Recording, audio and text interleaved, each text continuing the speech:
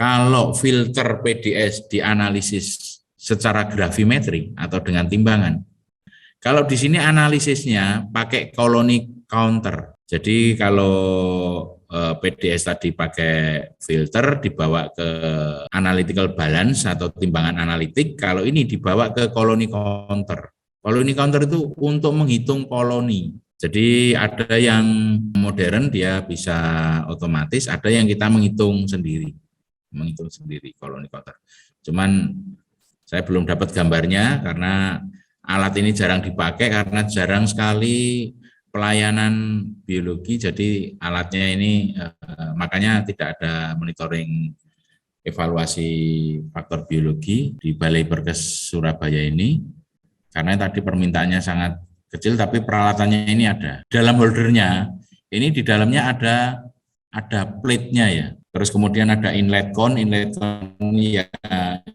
yang moncong ini kayak gunung ini. Kemudian ada plate, ada base plate ya. Plate sama base plate ini isinya media agar. Kemudian alat ini otomatis, jadi dihidupkan, kemudian nanti ditinggal ya, karena harus ditinggal. Karena apa?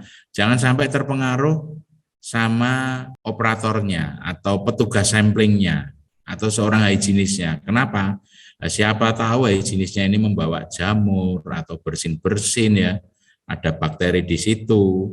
Maka alat tersebut dihidupkan, nanti dia akan mati sendiri, baru diambil nanti base plate dan plate-nya itu. Kemudian setelah base plate dan plate-nya ini kemudian diinkubasi. Ya. Setelah diinkubasi baru biasanya 24 jam ya, lihat metodenya macam-macam. Setelah diinkubasi maka baru dibaca di koloni counter, kemudian dihitung. Setelah dihitung kadarnya, baru kemudian dibandingkan dengan nilai standar normalnya. Di Permen 5 Permen 5 tahun 2018 itu bakteri batas maksimumnya adalah 700 CFU ini ya. Colony forming unit tadi, jumlah koloninya ya, jumlah koloninya.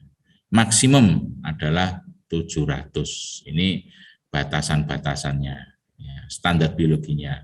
Kemudian kalau jamur, kalau jamur itu adalah 1000 koloni forming unitnya per meter kubik. 1 liter itu dibagi 1000 untuk mendapatkan itu ya 0,001 ya. Oke. Jadi saat flow rate satuannya biasanya di alat itu tadi misalnya liter per menit, maka saat pengambilan sampel anggaplah 60 menit ya. Kalau flow rate-nya 2, itu ketemunya berapa meter kubik? 2 liter per menit. Flow rate-nya di alat, kecepatan sedotnya itu selama 60 menit berarti ada 120 liter, ya kan? Terus dibagi 1000, jadi ketemunya 0,1 meter kubik. Kemudian ini selanjutnya prinsip umum tentang program evaluasi. Ini kayak antisipasi kemarin berdasarkan proses, berdasarkan aktivitas tenaga kerjanya, berdasarkan sumber bahaya, kemudian berdasarkan arah sumber bahaya, keberadaan tenaga kerja, kemudian keberadaan tenaga kerja artinya tempat-tempatnya tenaga kerja itu ya, atau bagian-bagiannya itu, di mana tenaga kerja berada itu. Kemudian frekuensi dan intensitas paparan bahayanya, kemudian berdasarkan regulasi atau perundang-undangan. Langkah dan metode evaluasi ini dihafalkan, tentukan bahaya yang akan dievaluasi, tentukan parameter yang akan dievaluasi ya. Ini hasil dari rekognisi. Jangan sampai di situ nggak ada bahaya lah kita uji ya. Di situ nggak ada debu kita uji debu. Jadi bahaya yang dievaluasi itu harus ditentukan dari rekognisi. Dari survei ternyata di situ ada bahaya psikososial lah kita lakukan. Kemudian di situ ada phishing ya kita lakukan gitu ya, disinyalir, direkognisi. Kemudian tentukan jumlah lokasi, metode pengukuran atau pengambilan sampel, ini ada metodenya, spesifik ada metodenya, jadi metode itu tidak kita ciptakan sendiri tapi ada dasarnya. Letak-letaknya di mana itu semua ada metodenya. Kemudian analisa hasil pengukuran atau pengambilan sampel yang berbahaya. Jadi hasil pengukuran itu kemudian dianalisa. Ini periode-periodenya. Ya. Full period single sample terus-menerus selama satu shift. Ada yang nyambung, ada yang parsial. Ada tadi yang sampaikan ya, tadi sudah disinggung random grab sampling. Ini banyak sekali metode-metodenya. Ya tergantung lagi-lagi tergantung metodenya. Ada full period consecutive sample, ada partial period. Contoh, parameter ozon itu pengambilan sampelnya metode namanya netral buffer KI ya, NBKI namanya. Metode bakunya yang diakui oleh seluruh dunia itu salah satunya adalah NBKI tadi. Itu maksimum sampling adalah cuma 30 menit. Oleh karena itu tidak bisa pakai yang atas. Karena pasti akan tidak representatif. Jadi harus pakai konsekuentif atau sekuen ya. 30 menit dianalisis, 30 menit dianalisis, nggak bisa nyambung. Beda sama debu 24 jam, itu full single period. Pengujian debu tersebut benar-benar 24 jam tanpa henti. Ada itu namanya TSP 24 jam. Itu untuk memonitor polutan dalam satu hari penuh, siang dan malam. Ini ada inhalation, ingestion, absorption, injection. Ini jalan masuknya ya, ditentukan di sini. Kemudian pengelompokan hasil evaluasi berdasarkan lokasi, berdasarkan kelompok pekerja, berdasarkan jenis potensi bahaya, berdasarkan tahapan proses produksi. Pengelompokan hasil evaluasi. Jadi bisa per lokasi yang mana ya, atau kelompok pekerja yang mana ya, seperti itu. Atau berdasarkan jenis potensi bahaya, misalnya di sana berdebu, jadi dikelompokkan sesuai potensi bahaya debu, atau tahapan prosesnya. Di sini ada metode analisis kualitatif, kuantitatif, semi kuantitatif. Ini namanya estimasi risiko secara semi kuantitatif. Risiko adalah probability kali konsekuensi atau dampak, efek ya. Kalau P ini probability ini kemungkinan. Estimasi tingkat kerusakan keparahan. Jadi konsekuensi analisis ini dari sini konsekuensi sini. Apa itu? Memberikan besarnya dampak yang ditimbulkan. Dampak itu ada 4. Ke orangnya, bisa ke tenaga kerja atau bisa ke masyarakat sekitar pabrik ya. Kemudian aset itu bisa mesin, bangunan, gedung, peralatan ya dan lain-lain. Kemudian lingkungan ini ya bisa udara, bisa tanah, bisa air ya. Kemudian reputasi, ini juga enggak kalah pentingnya. Kalau namanya jelek ya sudah, ini jadi konsekuensinya. Seperti lumpur lapindo lah, itu sudah tahu sendiri reputasinya negatif kan ya. Nah, ini kategorinya salah satu contoh aja, ada tidak berarti, minor, sedang, mayor. Ini probability-nya, terus kemudian ini perkaliannya ya tadi antara konsekuensi dan tingkat kemungkinan. Kemudian jadi tingkat resiko, artinya apa? Artinya tingkat resiko tinggi, ini ada yang tindak lanjut.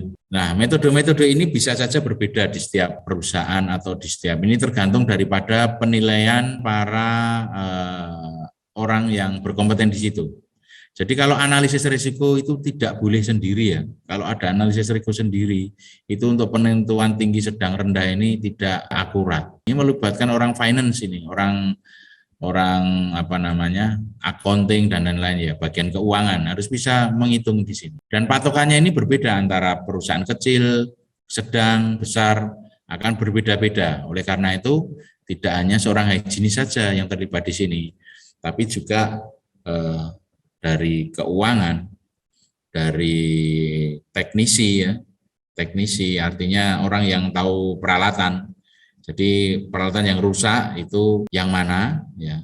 Jadi risiko atau konsekuensi alat yang rusak itu yang mana saat melihat suatu proses, kemudian ditanyakan harganya ke bagian keuangan. Penilaian risiko kuantitatif. Metode ini dilakukan untuk menentukan nilai dari masing-masing parameter yang didapat dari hasil analisa data yang representatif. Analisa terhadap nilai peluang akibat dilakukan dengan beberapa metode, analisa statistik, model software, simulasi, poultry analysis, dan lain-lain. Jadi sebenarnya ada softwarenya juga. Contoh, analisa risiko kesehatan dan kerja akibat toluen di udara lingkungan kerja industri karoseri. Ini contoh. Ini contoh. Dan ini juga dilakukan oleh lembaga, salah satunya ya di UPTK 3 ini, dalam melakukan analisis risiko. Memang waktu itu memang pernah di industri karoseri, salah satunya. Juga banyak penelitian-penelitian atau apa ya, namanya TA ya. TA itu ini banyak yang memakai. Kemudian memberikan rekomendasi pengendalian toluen di udara lingkungan kerja industri karoseri. Ini contoh aja. Mari kita masuk. Sini ada kadar toluen. Samplingnya pakai adsorben ya, jadi pakai padatan atau disebut karbon aktif dengan flow 0,2 liter per menit, nanti waktunya bisa 3 jam atau melihat nanti di metodenya. Gitu. Setelah itu charcoalnya dianalisa, setelah itu ditutup ya, karena itu dipecah dulu, dilubangi kanan kiri, nanti kalau di Monef faktor kimia akan disampaikan, dipecah kanan kirinya, kemudian disamplingkan tadi flow 0,2 kali waktu berapa menit, bisa 3 jam.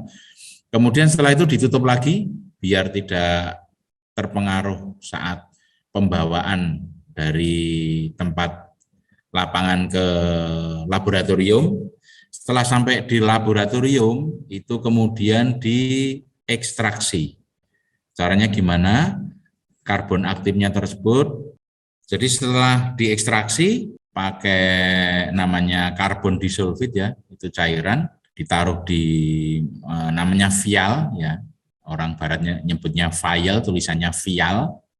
Itu dengan volume vialnya itu 2 ml, tapi charcoalnya cukup dikasih 1 ml karbon disulfid, kemudian diekstrak dengan shaker. Setelah itu diinjek ke alat gas kromatografi namanya. Kemudian dari gas kromatografi maka keluar hasil. Kemudian ini ada, jadi ketemulah kadar toluen di sini yang paling atas. Kemudian ada intake toluen ke dalam tubuh, ada berat badan, mengukur berat badannya. Jadi kalau kuantitatif itu enggak seperti tadi, enggak semi kuantitatif yang tadi kan masih pakai ring-ring seperti itu. Tapi kalau kuantitatif semuanya dihitung semua.